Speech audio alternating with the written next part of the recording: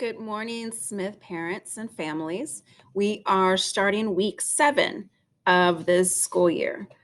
So it seems like it's gone by really quick for me, I guess, with everything that's going on. But we're in week 7. We've almost completed one full 9-week period. So after the 9-week period is when report cards will be coming out. So be expecting those in about 3 weeks' time. So let's take a look at this week's homepage.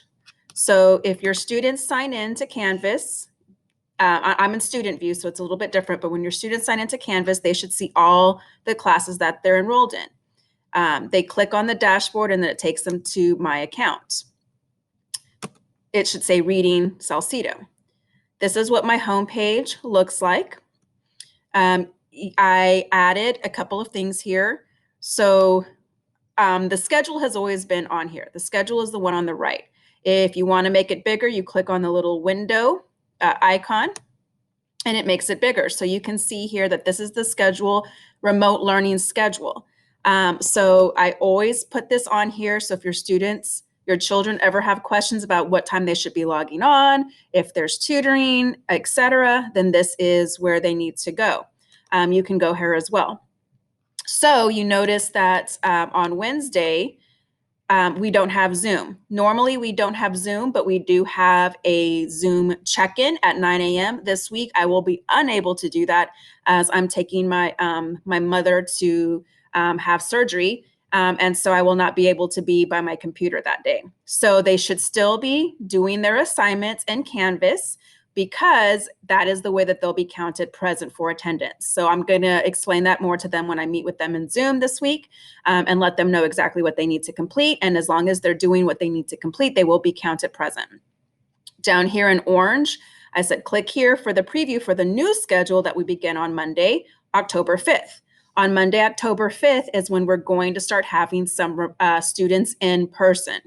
I will be having 6 students in person. Please know that those students were chosen because they either have individualized education plans put in place that show that they need accommodations or that they have severe learning struggles that we need to help them with. So we will have a next wave of students as soon as COVID allows us to. So keep that in mind. So because we're going to have students in person, our schedule will be changing. So you can click here in red and it will show you the new schedule. So the new schedule, it's very similar to what we did when we were all remote, but you can see that now, instead of students not logging in until 10 for reading, they're going to log in at 8:25. The Zoom will start at 8:30. So I'm asking for students to log in about 5 minutes beforehand. Since I am going to have students in person, I will not be able to get in any earlier than 5 minutes before. Okay, so sometimes I have students that log in about 30, even 45 minutes to an hour early and want me to log in with them, but I will not be able to on October 5th because I will have my own group of students in person.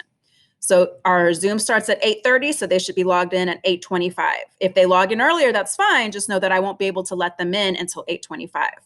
We're going to do our Zoom in Canvas and in Zoom for reading. They should always have Canvas pulled open as well as Zoom.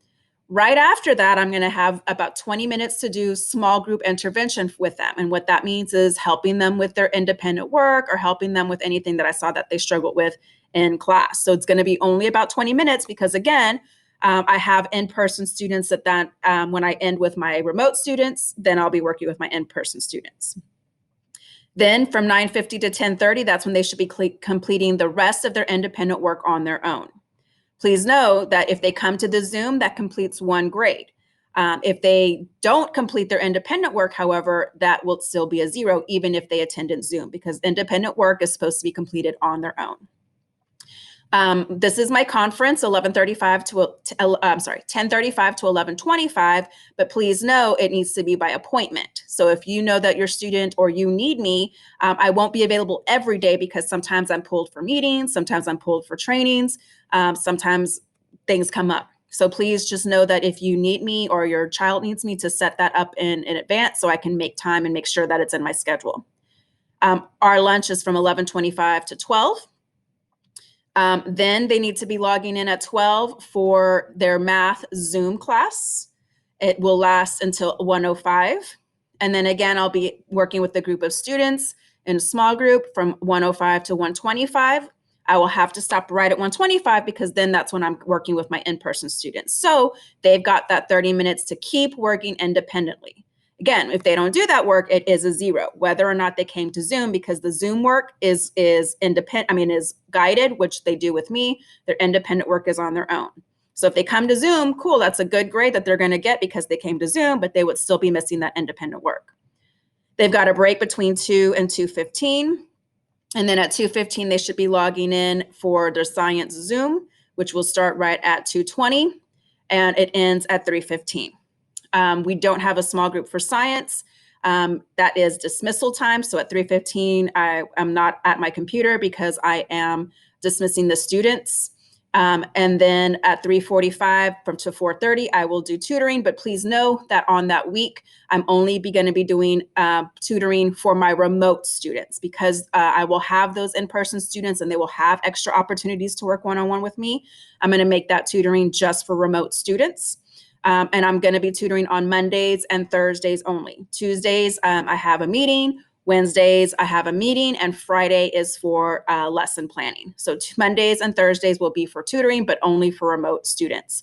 If you're asking, well, what about my in-person students? Well, we do intervention before school starts. We do intervention throughout the day. And then I also have additional time with them built in throughout the day as part of our lessons. So they will be getting a lot of one-on-one time. So that's why for my tutoring, I really want to focus on those remote kids who may not have as much access to me. So on Wednesdays, just like this past week, remote students will not have Zoom. So we have a different schedule due to planning those days.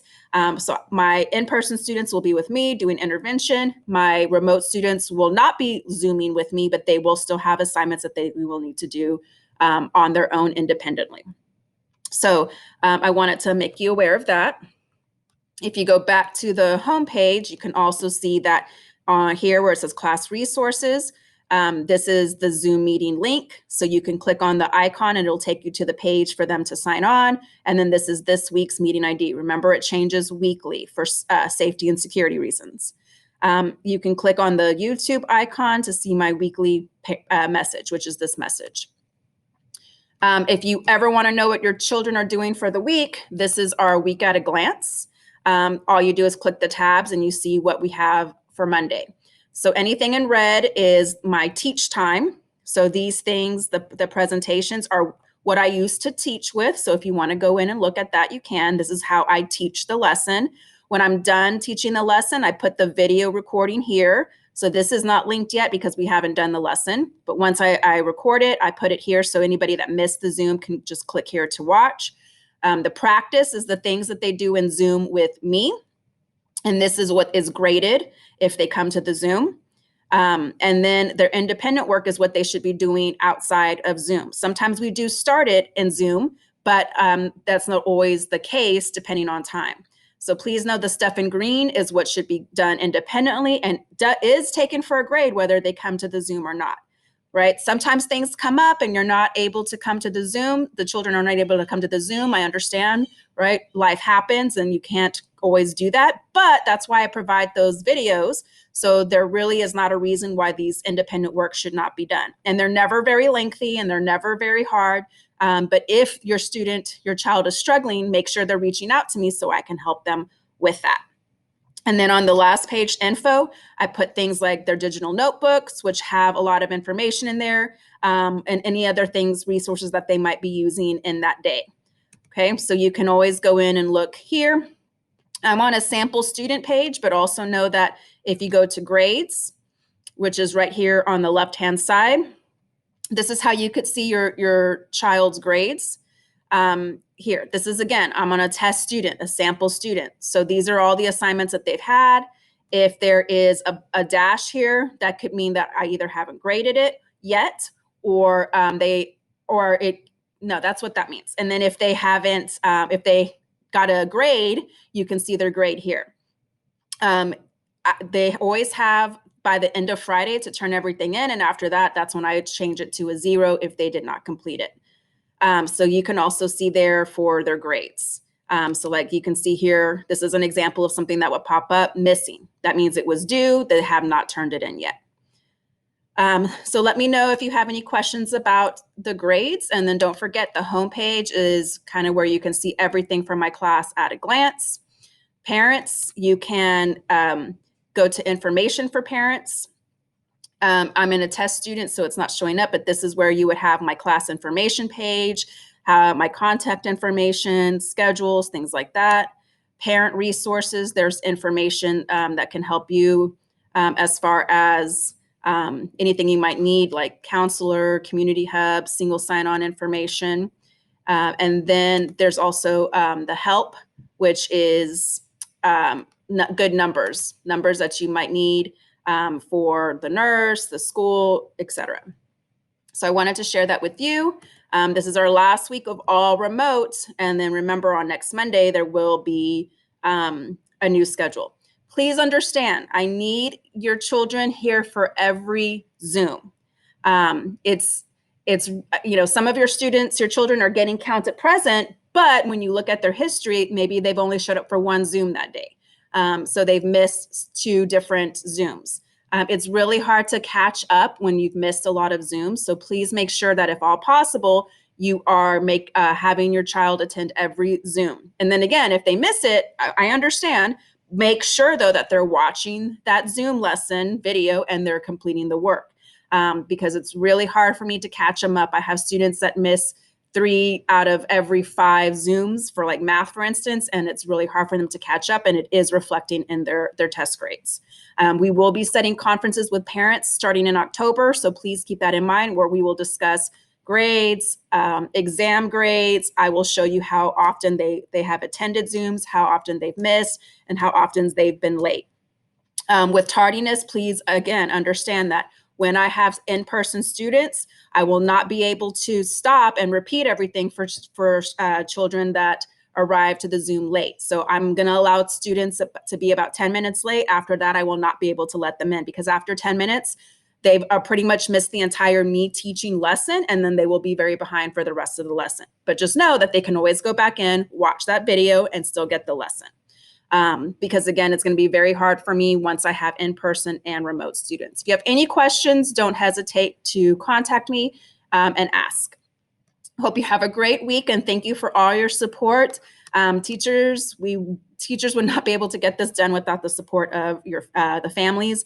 And just know we know that this is hard for you. I can't imagine all the stresses that you're feeling right now, and we're here to help. So thank you very much for your time and your support. Have a great week.